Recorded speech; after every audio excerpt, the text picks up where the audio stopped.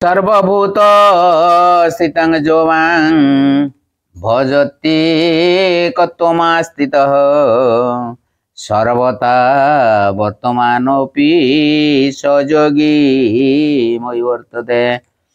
जो पुरुष एक भाव स्थित होई समस्त प्राणी ठारे आत्मरूप स्थित मते भजंती से योगी सकल प्रकार रे क्रियाकलाप करुथिले मध्य मो सहित ही सकल क्रिया करुथांती।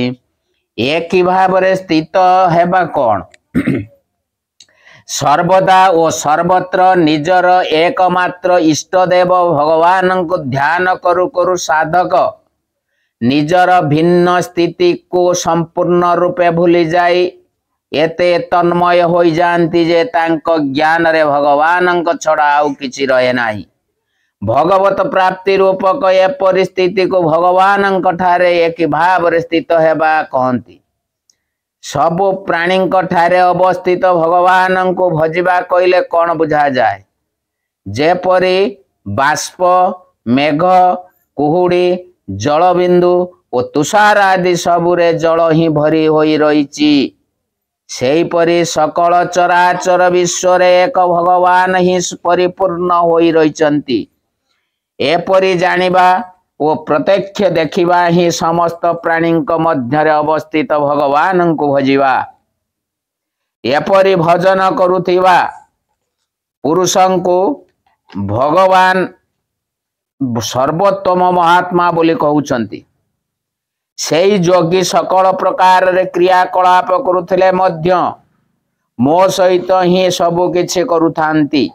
यार भाव कौन जो पुरुष को भगवान श्री वासुदेव प्राप्त होई गलेनी ताको प्रत्यक्ष रूप रे सबु किछि वासुदेव बोली ही देखा जाए। एपरि अवस्था रे सही भक्तंकर शरीर और वचन और मन रे जहा किछि की क्रिया हुए ता दृष्टि रे से सब केवल भगवान संगे ही हुए। से जदि हाथ रे कहार सेवा करुथांती तेबे ता भगवान ही सेवा हुए। का को मिठा कही कि सुख देउथांती से तो सुख भगवान को देउथांती। का को देखुथांती तो भगवान को देखुथांती। का सहित केउटी जाउथांती तो से भगवान के सहित जाउथांती। यही परि भाव रे जे जहा किछि भी करुथांती सब भगवान को पाई एवं भगवान को सहित ही करुथांती। अतएव कहा जायछि जे से सकल प्रकार रे क्रियाकलाप करुथिले मध्य मो सहित ही सबु करुथांती। सबु किछि भगवान ही अटंती। एपरि अनुभव होइजिबा परे तांको द्वारा लोकचित यथायोग्य व्यवहार करे किपरि होई पारे। छुरी कईची कटाई तार चिमुटा हातुड़ी तरवारी और सर आदि एकमात्र लोहा थिबा ही प्रत्यक्ष अनुभव हेउथिले मध्य जेपरि से सबुर यथा योग्य भिन्न भिन्न व्यवहार करा जाए सेहीपरि भगवत प्राप्त उक्त सर्वत्र सबु किछि रे भगवान को ही देखुतिले भी समस्तंक सहित से शास्त्रानुकूल यथा योग्य व्यवहार करि पारंती। अवश्य साधारण मनुष्यर व्यवहार और भक्तंकर व्यवहार मध्य रे बहु पार्थक्य थाए। साधारण मनुष्य अन्य सहित बड़ सावधान होई बहुत भल व्यवहार करुथिले मध्य ताठारे भगवत बुद्धि न पाई थाई पर बुद्धि रहिथिबारु तार तथा तार अल्प हेउ बेसी हेउ किछि स्वार्थ रहिथिबारु ता द्वारा अन्यर सहित से अहित हेबा परि व्यवहार मध्य संभावना थाए। किंतु सर्वत्र समस्तंक ठारे भगवत दर्शन करुथिबा जोगु भक्तंक द्वारा स्वभावत समस्तंकर हित ही हुए। तांक द्वारा एपरि किछि भी कार्य कौन सी भी अवस्था होई पारे नाही जहा द्वारा कि प्रकृत रे कहार कौनसी प्रकार रे सामान्य क्षति बा होइत होई पारे यही कथा बुझाई तुलसीदास रामचरित मानस रे भगवान शंकर पार्वती को कहिचंती उमा जे राम चरण रत विगत काम मद क्रोध निज प्रभुमय देख ही जगत केही सना करही विरोध।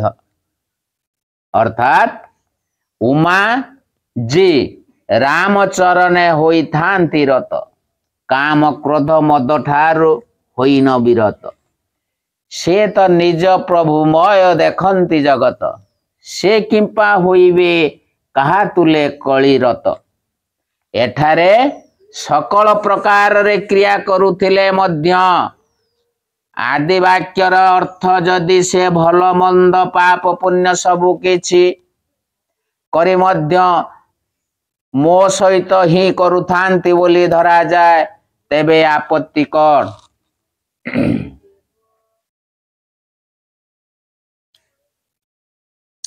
एपरि अर्थ को स्वीकार करि हेब नाही कारण एपरि भगवत प्राप्त महात्मा पुरुषंक द्वारा पाप कर्म होई ही मन होई ही न पारे।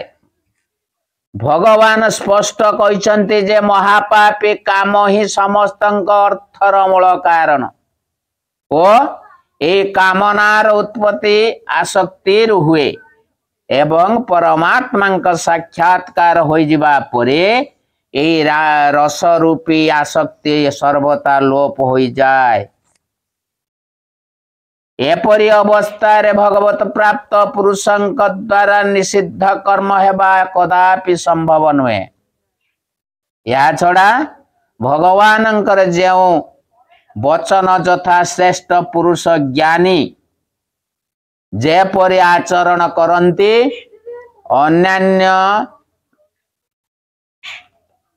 अन्यान्य लोक माने मध्य ताहा अनुसरण करती।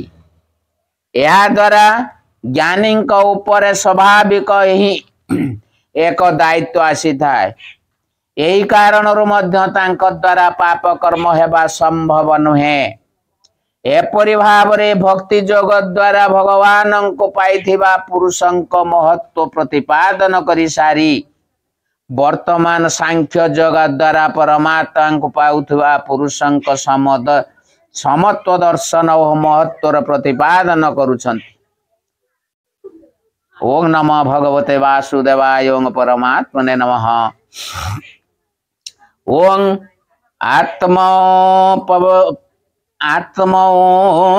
आत्मोपमेन सर्वत्र समं पश्यति जोर्जुन सुखं वा यदि वा दुःखं सयोगी परमतः। हे अर्जुन सकल भूतरे आत्म भाव होई जिवारु जेउ जोगी समस्त को निज परि समभाव रे देखंती एवं समस्तंकर सुख दुख को भी निजर सुख दुख समान देखंती तांको परम श्रेष्ठ बोली स्वीकार करा जाए।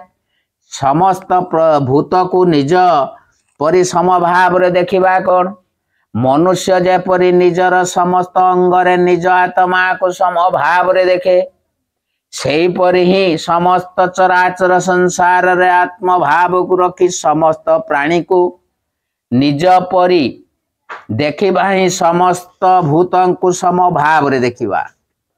चराचर समस्त जगत रे समस्तंक सुख दुख को निज दुख सुख दुख समान भाविबा कोन निजर समस्त अंग मानकरे आत्म भाव समान रखिथिबारु मनुष्य जेपरि सेथिरे हेउथिबा सुख दुख को समान भाव रे देखे समस्त चराचर संसार प्रति समान आत्म भाव होई जिवारु सेही परि सेमानंक ठारे प्रतीत हेउथिबा सुख दुख को निजर सुख दुख समान देखिबा ही समस्तंक सुख दुख को निज सुख दुख परि देखिबा। अभिप्राय यही कि जे सर्वत्र आत्मदृष्टि होई जिबारु समस्त विराट विश्व से जोगी मानकर स्वरूप हो जाए। जगत रे तांकर पाई पर बोली किछि रहे नाही। मनुष्य निजे निज को केबे किछि भी दुख देबा को चाहे नाही, तथा स्वभावत निरंतर सुख पाइबा पाई ही अक्लांत चेष्टा करे। एपरि करी से केबे भी निजे निज प्रति कृपा करिछि बोली भाबी ता बदल रे कृतज्ञता आशा करे नाही कि कौनसी सहानुभूति देखाए नाही कि निज को कर्तव्य परायण बोली मने करी भगवान अभिमान करे नाही। से निजर सुख पाई चेष्टा न करी रही पारे नाही बोली सेपरी चेष्टा करे ताही ताहार सहज स्वभाव। ठीक सेहीपरि सेही जोगी समस्त विश्व को केबे कौनसी प्रकार रे भी दुख न देई सदा विश्वर सुख पाई सहज और स्वभावत ही चेष्टा करती। एपरि परमात्मा प्राप्त जोगी महापुरुष को समस्त चराचर जगतर सुख दुखर अनुभव हुए, ना केवल प्रतीति प्राप्त हुए। अनुभव हुए बोली कहेब नाही कि प्रतीत हुए बोली कहेब नाही। जदि तांक दृष्टि रे एक सच्चिदानंद घन परमात्मा व्यतीत अन्य कौनसी वस्तुर अस्तित्व ही नाही, तेबे अन्य अनुभवर कथा आसीब किपरि? ओ जदि केवल प्रतीति ही हुअंता ताहेले दुख न देवा ओ सुख देवा को तांक द्वारा चेष्टा बा हुअंता किपरि? अतएव सही समय रे तांकर प्रकृत रे भी भाव ओ किपरि सृष्टि हुए कि भाव ओ किपरि दृष्टि हुए ताहा केवल ही जानती। केवल ही से ही जानती। तांको भाव ओ दृष्टिकोण को भाषा रे व्यक्त करि पारे नाही, तथापि बुझिबा पाई कहि पारे कुआ जाय पारे जे तांको परमात्मा भिन्न अन्य कौनसी वस्तुर केबे भी अनुभव हुए नाही। लोक दृष्टि केवल प्रतीति मात्र हुए, तथापि तांको कार्य अत्यंत उत्तम सुशृंखल और सुव्यवस्थित हुए। जदि वास्तव रे अनुभव हुए नाही, तेबे लोक दृष्टि रे प्रतीत हेउथिबा दुखर निवृत्ति पाई तांक द्वारा चेष्टा किपरि हुए? यह तो तांकर विशेषत्व। कार्यर संपादन अति उत्तम रूप रे हुए, किंतु तांको पाई यथार्थ रे से सब को कार्यर सता ही न थाए कि तांकर से सबुरे किछि प्रयोजन न थाए। तथापि स्थूल रूप रे बुझिबा पाई कुआ जाय पारे जे छोट पिला माने खेलु खेलु तुच्छ और नगण्य गुड़ी पत्थर ढेला अथवा पालकुटा खंडिए पाई परस्पर जेपरि झगड़ा करती ओ अज्ञानवशत एक आरेक को आघात करी दुखी हुअंती, तथा सेमानंकर सेही कलहस्पदा सर्वथा व्यर्थ व तुच्छ बोली जानिथिले मध्य बुद्धिमान पुरुष माने जेपरि मध्यस्थता करी सेमानंको बुझाई सुझाई सेमानंको भितर प्रत्येकर कथा सुनी समस्तंक दुख निवृत्त पाई विशेष बुद्धिमतार सहित चेष्टा करती। परमात्मा प्राप्त जोगी पुरुष सेही परि दुख रे पड़िथिबा विश्वर दुख निवृत्ति पाई चेष्टा करती। जेउ महापुरुष मानकर जगतर धन मान प्रतिष्ठा कीर्ति आदि कौनसी भी वस्तु रे किछि भी प्रयोजन नाही, जहांक दृष्टि रे आउ किछि भी पाइबा को नाही, सेमानंकर भाषातीत स्थिति को कौनसी भी दृष्टांत द्वारा बुझाई देबा संभव नुहे। सेमानंक पाई कौनसी भी लौकिक दृष्टांत पूर्णतः प्रयोज्य हेब नाही। दृष्टांत तो कौन से एक अंश विशेष को लक्ष्य करा जाई पाए, लक्ष्य कराइबा पाई ही देखा जाई थाए। जोगी सहित परम विशेषण है देवार अभिप्राय कौन? परम विशेषण हेबा देई भगवान सूचित करुछंती जे जेउ जोगींकर वर्णना होईची से साधक नुहंती, से सिद्ध जोगी स्मरण करवा उचित जे परमात्मा प्राप्त पुरुषंक ठारे से जेकोसी मार्ग रे ताहा प्राप्त होई थांतु ना काहेकि समत्व भाव अत्यंत आवश्यक। भगवान जेउटे परमात्मा को पाई थांती सद्गुण वर्णना करिसंती सेटारे समत्व भाव को ही प्राधान्य देउछंती। कौन से पुरुष ठारे अन्य सद्गुण बहुत थाई पारे किंतु जदि समत्व भाव न थाए तेबे बुझिवा को हेबो जे तांकु एबे भी परमात्मा प्राप्ति होई नाहंती। कारण समत्व भाव बिना राग द्वेष रे आत्यंतिक अभाव हेबा ओ समस्त प्राणी ठारे सहज सौहृदयतार भाव हेबा संभव नुहे। जेउ मानकु समत्व भाव प्राप्त होईची सेमाने ही परमात्मा प्राप्त श्रेष्ठ जोगी। भगवानंकर समत्व भाव संबंधी उपदेश सुनी मनर चंचलता हेतु समत्व भाव रे निजर अटल स्थिति आसीबा बहुत कठिन बोली भावी अर्जुन कहउचंती